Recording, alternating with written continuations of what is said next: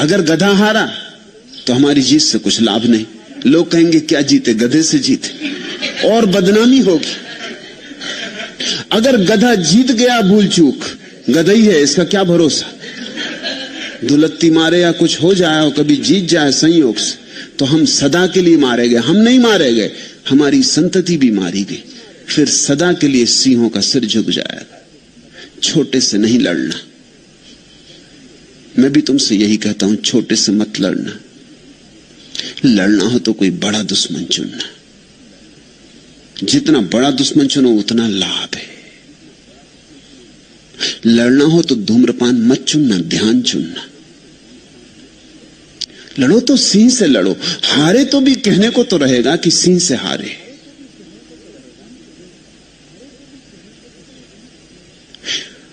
जीते तब तो कहना ही क्या, दोनों हाथ लड्डू होंगे। छोटे से मत लड़ना। आचार्य तुलसी ने मुझे एक दफा निमंत्रित किया था उनके एक सम्मेलन में। मैंने उनसे कहा कि नहीं, अनुव्रत शब्द मुझे नहीं जमता। छोटी छोटी बातों में मैं आदमियों को नहीं उलझाना चाहता। छोटी छोटी बातों में उलझ के आदमी मरा है। कुछ महाव्रत की बात हो,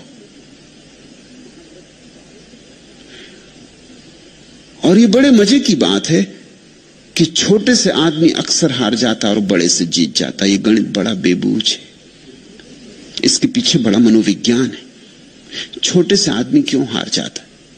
पहली तो बात ये, जो छोटे से लड़ने चला है उसने अपने को बहुत छोटा मान ही लिया, उसका भरोसा ही बहुत छोटे का हो गया। जो आदमी सिगरेट से लड़ने चला है या पान से लड़ने चला है या इसी तरह की छोटी मोटी बातों से लड़ने चला है, उसने अपनी क्षुद्रता स्वीकार कर ली। इसी स्वीकार में हार है।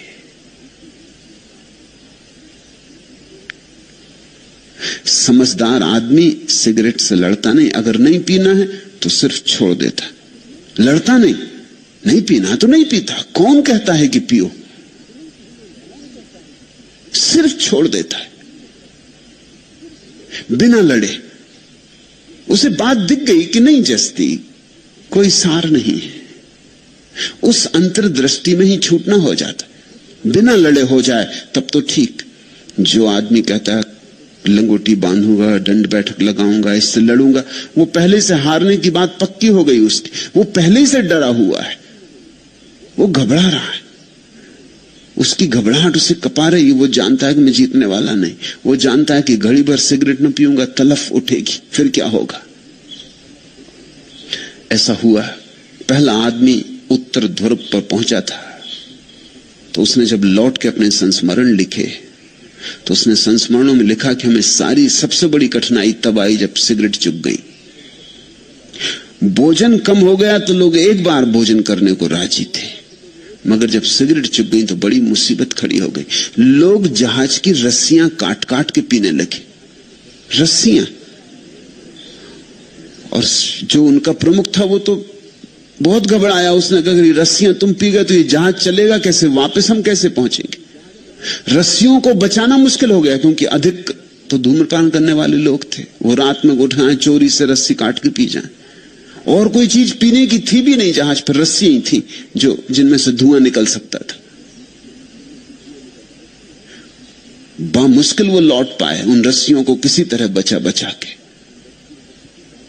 एक आदमी ये पढ़ रहा था अखबार में, हाथ में सिगरेट लिए। उसे ख्याल आया कि अगर मैं भी उस यात्रा में होता और वो श्रृंखलाबद्ध धूम्रपान करने वाला था, चेन स्मोकर था, एक सिगरेट से दूसरी जलाए, दूसरी से तीसरी जलाए, सिगरेट हाथ से छूटे ही नहीं। अभी भी अखबार पढ़ रहा था, लेकिन उसे लगा कि अगर मैं उस यात्रा में होता तो क्या मैंने भी जहाज की गंदी रस्सियां पी होती, मैंने भी। और उसने हाथ से सिगरेट छोड़ दी। उसने कहा मैं देखूंगा जब इतनी तलफ मुझ में उठे कि मैं जहाज की सड़ी गली रस्सियां को धूम्रपान कर जाऊं, तभी सिगरेट हाथ में उठाऊंगा। 30 साल बीत गए, उसने सिगरेट हाथ में नहीं उठाई। ये बिना लड़े छोड़ना है। ये सिर्फ एक बात दिखाई पड़ेगी तो हद मूढ़ता की बात है, मगर ये क्या मेरी भी दशा यही होगी? ऐसा सोचते ही सिगरेट हाथ से छोड़ दी कहना शायद ठीक नहीं, छूट गई। लड़ा नहीं। सिगरेट और माचिस सदा टेबल पर रखी रही 30 साल तक, जब तक वो मरा नहीं। इस प्रतीक्षा में रहा कि उस दिन पीऊंगा जिस दिन ऐसी दशा हो जाएगी कि अब कुछ भी पी सकता हूं, मगर वो दशा कभी नहीं हुई और वो बहुत हैरान हुआ, तलफ उठी ही नहीं। तुम तलफ उठने के पहले ही माने हो कि उठेगी, उठने ही वाली है, बचना मुश्किल है। तुम्हारी मान्यता ही तुम्हें भरमा रही है। छोटे छोटे क्षुद्र बातों से मत लड़ना। और बड़ी तो एक ही बात है, लड़ना हो तो परमात्मा के लिए लड़ना, लड़ना हो तो ध्यान के लिए लड़ना, वहां पूरी ऊर्जा लेकर लड़ना।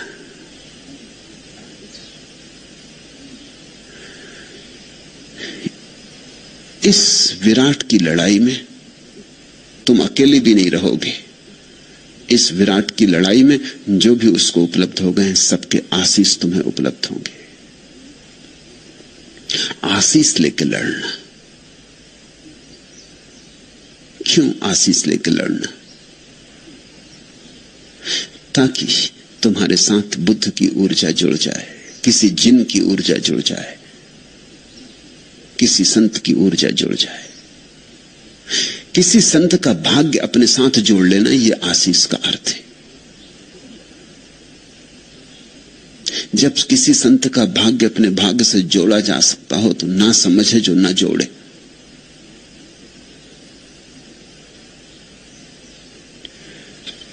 बुद्ध का आशीष लिया, चाहते थे ध्यान की गहराइयों में उतरना है। समाधि से कम उनका लक्ष्य नहीं था, इससे कम लक्ष्य रखना भी नहीं, छोटे छोटे लक्ष्य रखना ही नहीं। दूर आकाश के तारे पे आंख होनी चाहिए। और अगर तुम्हें 2 मील जाना हो तो 10 मील जाने का संकल्प होना चाहिए, तो 2 मील पहुंचोगे। जितना तुम्हें पाना हो उससे बड़ा संकल्प रखना। अक्सर लोग उल्टा कर लेते, जाना तो चाहते हैं सूरज तक, संकल्प बड़ा छोटा सा होता है, दिए तक पहुंचने का भी नहीं होता। फिर सूरज तक कैसे पहुंचोगे? संकल्प तो आत्यंतिक होना चाहिए। जिन लोगों ने धन को चुना है संकल्प की तरह, उन्होंने बड़े क्षुद्र को चुन लिया। जिन्होंने ध्यान को चुना है उन्होंने ही ठीक चुना। चुनौती बड़ी चाहिए ताकि तुम्हारे भीतर सोई हुई शक्तियां जाग जाएं। इसलिए क्षुद्र के साथ लड़ाई में हार हो जाती, क्योंकि क्षुद्र के चुनौती में तुम्हारे भीतर सोई हुई शक्तियां जागती ही नहीं।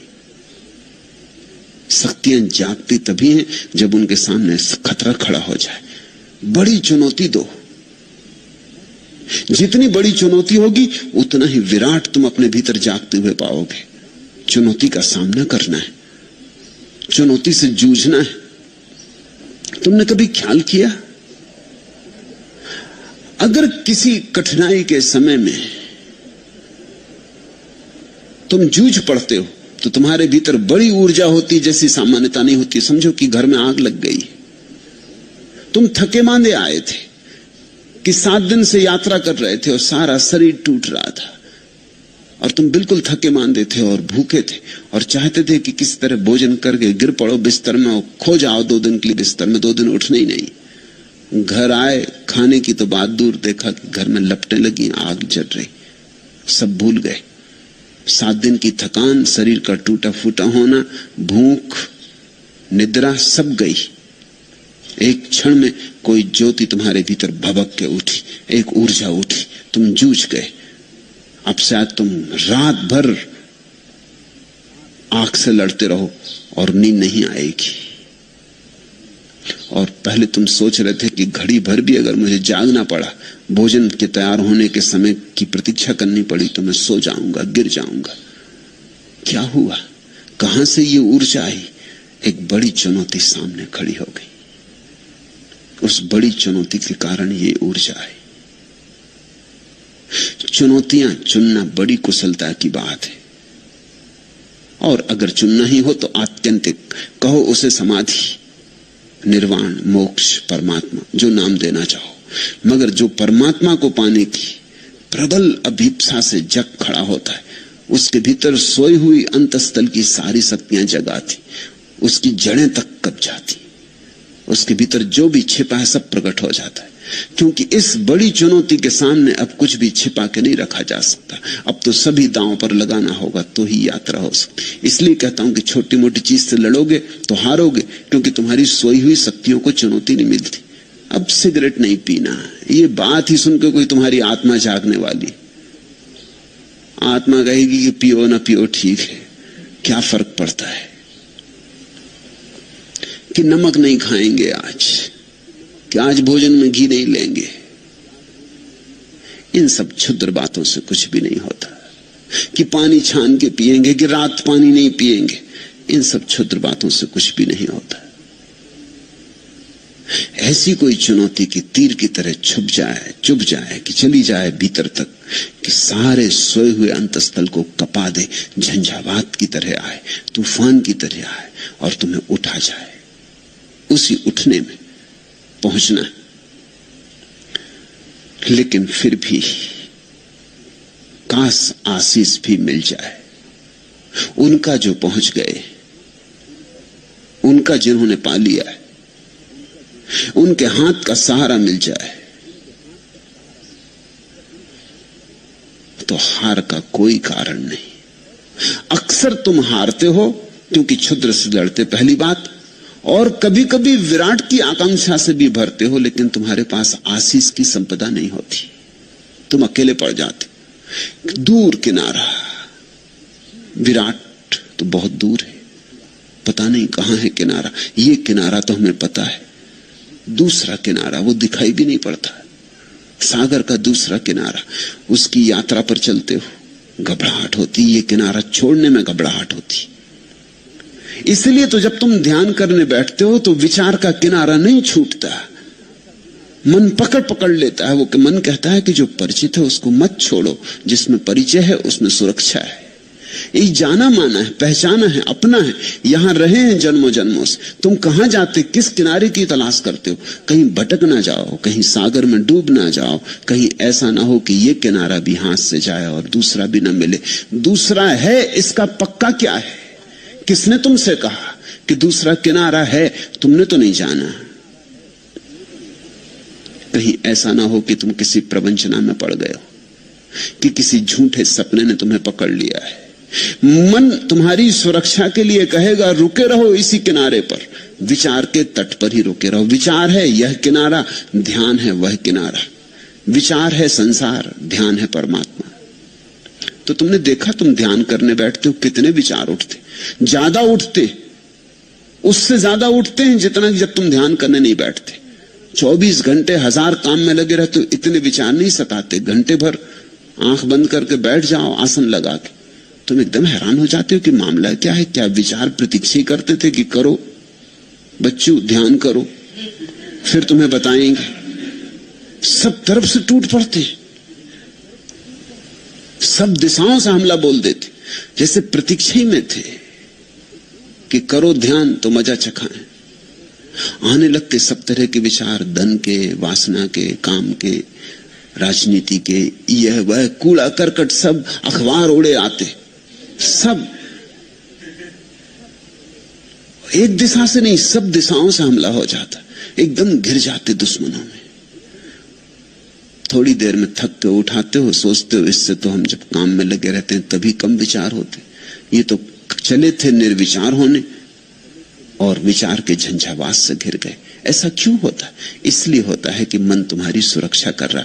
मन कह रहा कहां जाते हो, जिस लक्ष्य का कोई पता नहीं, जहां तुम कभी गए नहीं, जिसका कोई स्वाद नहीं। किस मृग मरीचिका के पीछे जा रहे हो? व्यवहारिक बनो, जो जाना माना है, परखा है, उसी को पकड़े रहो। इसलिए आशीष की जरूरत है। आशीष का अर्थ है हम तो इस किनारे हैं, उस किनारे से कोई पुकार दे दे। आशीष का अर्थ है हम तो इस किनारे खड़े हैं, कोई उस किनारे से कह दे कि घबराओ मत, मैं पहुंच गया हूं, आओ। और जैसे तुम डर रहे हो मैं भी डरता था। डरो मत, पहुंचना होता है, देखो मैं पहुंच गया हूं। बुद्धों का सत्संग खोजने का और क्या अर्थ होता है? यही कि किसी ऐसे आदमी के पास होना जो अनुभव से कह सके कि पहुंच गया हूं।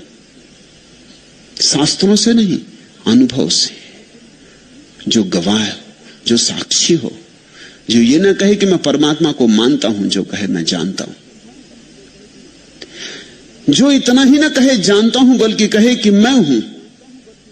ये तीन अवस्थाएं, मानना, जानना, होना। मानना बहुत दूर है, वो इसी किनारे खड़ा आदमी जो मानता है, उसे पता नहीं है। अंधा आदमी जैसे रोशनी को मानता है कि होनी चाहिए, होगी, इतने लोग कहते हैं तो जरूर होगी, मगर संदेह तो उठते ही रहेंगे, क्योंकि उसने तो जाना नहीं, उसने तो देखा नहीं, पता नहीं लोग झूठ ही बोलते हो, लोगों का क्या भरोसा। अपने अनुभव के बिना जानना कैसे हो, मानना भी कैसे हो? तो मानना भी थोथा होता है, सब मानना थोथा होता है, सब विश्वास अंधविश्वास होते। फिर एक आदमी है जिसकी आंख खुली और जिसने देखा, और देखा कि हां रोशनी है, वृक्षों पर नाचती हुई किरणें देखी, आकाश में उगा सूरज देखा, रात में घिरा आकाश चांद तारों से भरा देखा, देखे फूल, हजार हजार रंग देखे, आकाश में खिले इंद्रधनुष देखे, देखा सब, और कहा कि नहीं है, ये जानना हुआ। इसके आगे एक और स्थिति है, जब आदमी जानता ही नहीं, आंख ही नहीं हो जाता, बल्कि रोशनी ही हो जाता, जब स्वयं प्रकाश रूप हो जाता। इसलिए बुद्ध को हम भगवान कहते, महावीर को भगवान कहते। जाना ही नहीं, हो गए, जो जाना वही हो गए। जानने में थोड़ी दूरी होती, मानने में तो बहुत दूरी होती, जानने में थोड़ी दूरी होती। देख रहे हैं वह रहा प्रकाश, हम खड़े यहां, फिर धीरे धीरे दूरी मिटती जाती, मिटती जाती, और जो जाना जा रहा है और जो जानने वाला एक ही हो जाते। ज्ञाता और ज्ञेय का भेद गिर जाता है, वही परम ज्ञान है। ऐसे किसी व्यक्ति का आशीष मिल जाए तो तुम्हारे भीतर उत्साह और उमंग भर जाती, श्रद्धा का सूत्रपात होता है, संवेग पैदा होता है। कोई पहुंच गया है तो हम भी पहुंच सकते हैं, कोई पहुंच गया है तो दूसरा किनारा है। इसलिए आशीष मांगने आए थे। बुद्ध जिस कुटी में रहते थे उसका नाम था गंध कुटी। बुद्ध की सुगंध के कारण एक सुवास है आत्मा की, जैसे फूल जब खिलते हैं तो एक सुवास होती, कागज के फूलों में नहीं होती। कागज के फूल कभी खिलते ही नहीं। असली फूलों में होती सुवास, साधारण आदमी में सुवास नहीं होती। वो करीब करीब कागज का फूल है। कागज का क्योंकि उसने सब झूठ का जाल अपने चारों तरफ बना रखा है। उसने दूसरों को धोखा दिया, अपने को भी धोखा दे लिया। प्रवंचक है, मिथ्या है, झूठ ही झूठ की परतें, सच उसमें खोजे से नहीं मिलता। कितना ही खोदो, एक झूठ के बाद दूसरा झूठ, दूसरे झूठ के बाद तीसरा झूठ। कितना ही खोदो, एक मुखौटा, दूसरा मुखौटा, मुखौटे पे मुखौटे। उसके असली चेहरे का पता नहीं चलता कि असली चेहरा क्या है। और ऐसा नहीं कि तुम्हें पता नहीं चलता, उसे खुद भी पता नहीं रहा है। उसे खुद भी अपने असली चेहरे का पता नहीं। बुद्ध की परंपरा में भिक्षुओं से निरंतर कहा गया, अपने असली चेहरे की खोज करो। वह चेहरा जो जन्म के पहले तुम्हारा था और मृत्यु के बाद फिर तुम्हारा होगा, उस चेहरे की खोज करो। जो चेहरे जिंदगी ने तुम्हें दे दिए, इन चेहरों को उतार के रखो। ये सब चेहरे झूठ है। बच्चा पैदा हुआ तब न तो हिंदू होता, न मुसलमान, न ईसाई, न जैन, न बौद्ध। ये असली बात है। फिर उसके ऊपर एक चेहरा हमने टांग दिया कि हिंदू, ये मुसलमान, ये ईसाई। फिर हिंदू में भी ब्राह्मण की, शूद्र की, क्षत्रिय की, वैश्य। फिर ब्राह्मणों में भी कानकुब्ज ब्राह्मण कि देशस्थ की कोकणस्थ। फिर रोग पर रोग है, बीमारियों पर बीमारियां हैं। खोजते चले जाओ चेहरे पे चेहरे, इसका असली चेहरा पता ही नहीं चलेगा।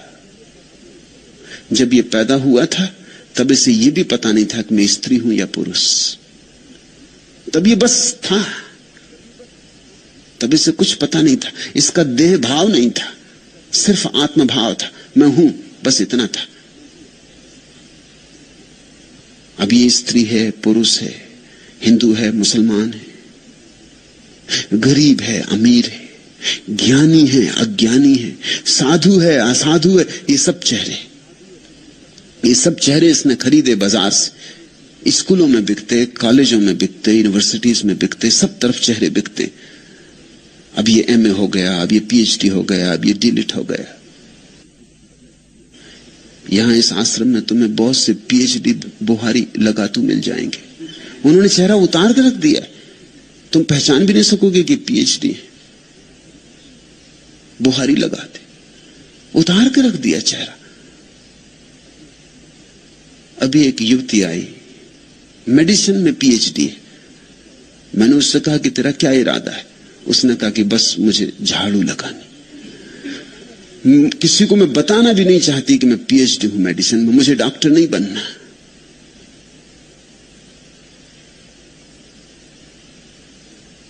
तो मैंने कहा कि हमें एक अस्पताल की तो जरूरत है ही, सन्यासी बीमार पड़ते।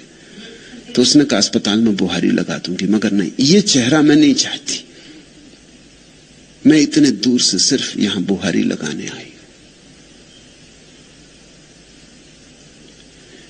चेहरे उतारने पड़ते, उतार कर रख देने पड़ते। पश्चिम से युवक युवतियां संन्यास लेते हैं आके, वो कहते हैं अजीब बात है, हिंदुस्तान में जो मिलता है पहले यही पूछता है, डिग्री क्या, कहां तक पढ़े हो। ये बेपढ़े लिखों के सवाल है। ये पढ़ा लिखा आदमी नहीं पूछता ये बात। पढ़ा लिखा इसको क्या पूछेगा, ये बेपढ़े लिखों के सवाल है। हिंदुस्तान तो बड़ा अजीब है, कहते हैं बड़ा आध्यात्मिक है, दिखता नहीं।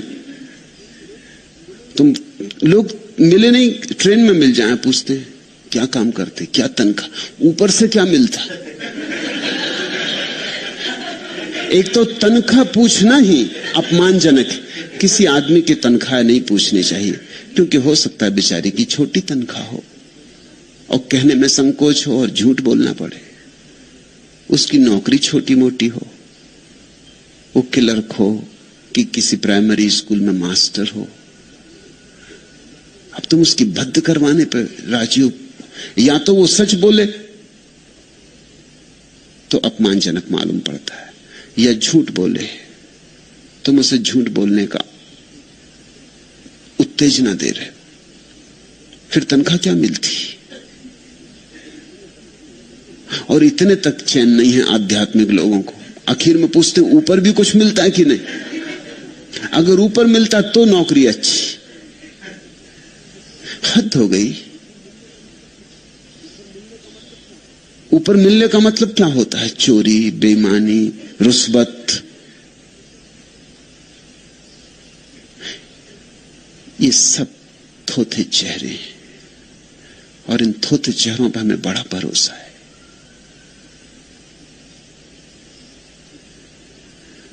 इसलिए तुम्हारी जिंदगी में सुवास नहीं, कागज के फूलों में गंध नहीं होती। तुम्हारा असली फूल तो मरा जा रहा है, तुम्हारा गुलाब का फूल तो सड़ा जा रहा है। कागज के फूलों ने चारों तरफ से उस पर घेरा डाल दिया है, उसको सांस लेने की सुविधा नहीं है।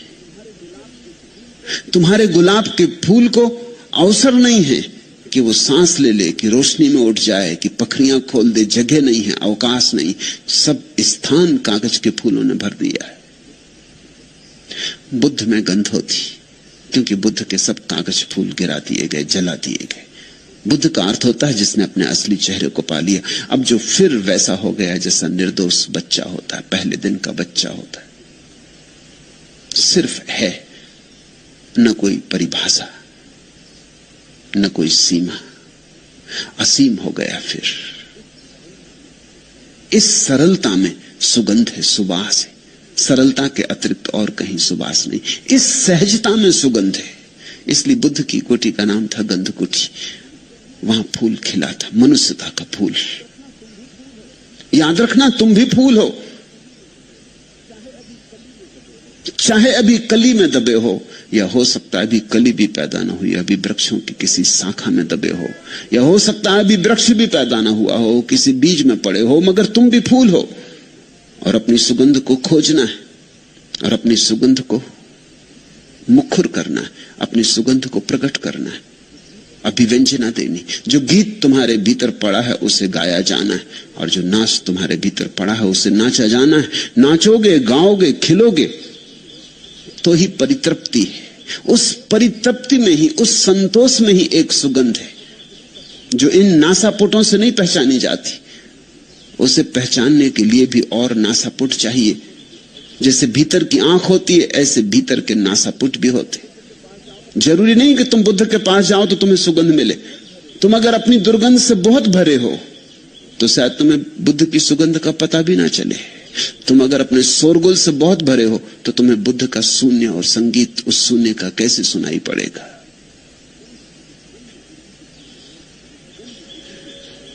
गंध कुटी के चारों ओर जूही के फूल खिले थे। शास्ता ने उन भिक्षुओं को कहा, भिक्षुओं, जूही के खिले इन फूलों को देखते हो? एक फूल तो बुद्ध का खिला था, मगर शायद अभी ये भिक्षु उसे नहीं देख सकते, इसलिए मजबूरी है। और बुद्ध को कहना पड़ा, भिक्षुओं, इन जूही के खिले फूलों को देखते हो? ये सुवासित फूल, इन पर ध्यान दो। इन फूलों में कई राज छिपे हैं। एक तो कि ऐसे ही फूल तुम हो सकते हो, ऐसी ही सुवास तुम्हारी हो सकती है। दूसरा, ये फूल सुबह खिलते हैं, सांझ मुरझा जाते। ऐसा ही ये मनुष्य का जीवन है। इसमें मोह मत लगाना। ये आया है, ये जाएगा। इसमें मुट्ठी मत बांधना। इसके साथ कृपणता का संबंध मत जोड़ना।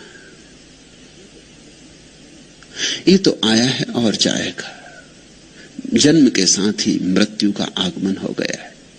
ये फूल अभी कितने खुश दिखाई पड़ते, सांझ मुरझा जाएंगे, गिर जाएंगे, धूल में खो जाएंगे। ऐसा ही जीवन है। जो जीवन को पकड़ना चाहता है वो सदा दुख में ही रह जाता है। जीवन को पकड़ो मत, ये पकड़ा जा नहीं सकता, बहता है बहने दो। इसे समझो, ये ध्यान की आधारशिला है। तुम्हारे जीवन का दुख क्या है? तुम्हारे जीवन का मौलिक दुख यही है कि जो रुकेगा नहीं उसे तुम रोकना चाहते हो। तुम्हारे जीवन का मौलिक दुख यही है कि जो नहीं होगा उसे तुम करना चाहते हो, जो हो ही नहीं सकता। जैसे तुम जवान हो तो तुम सदा जवान रहना चाहते हो, ये हो ही नहीं सकता तो दुखी होने वाले हो। दुख कोई तुम्हें दे नहीं रहा है, तुम अपना दुख पैदा कर रहे हो। जवान को बूढ़ा होना ही पड़ेगा, इसमें कुछ बुराई भी नहीं, प्रवाह है। जवानी का अपना सौंदर्य है, बुढ़ापे का अपना सौंदर्य। और अगर बुढ़ापा तुम्हें कुरूप दिखाई पड़ता है तो उसका एक ही कारण है कि ये बूढ़ा आदमी अभी भी जवानी को पकड़ने की कोशिश में होगा जो उसके हाथ से छूट गई, इसलिए बुढ़ापे का निश्चिंत भोग नहीं कर पा रहा है। नहीं तो बचपन का अपना सौंदर्य है, जवानी का अपना सौंदर्य, बुढ़ापे का अपना सौंदर्य। और ध्यान रखना, बुढ़ापे का सौंदर्य सबसे बड़ा सौंदर्य, क्योंकि सबसे अंत में आता है। वो फूल आखिरी है। इसलिए तो इस देश में हम बूढ़े को आदर देते। सब बूढ़े आदर के योग्य होते नहीं, इसे जान के भी देते। मान्यता भीतर यह है कि अगर कोई आदमी बचपन में पूरी तरह बचपन जिया हो और जब बचपन चला गया तो पीछे लौट के ना देखा हो, दो आंसू ना बहाए हो उसके लिए। जवानी में पूरी जवानी जिया हो और जब जवानी चली गई तो लौट के ना देखा हो।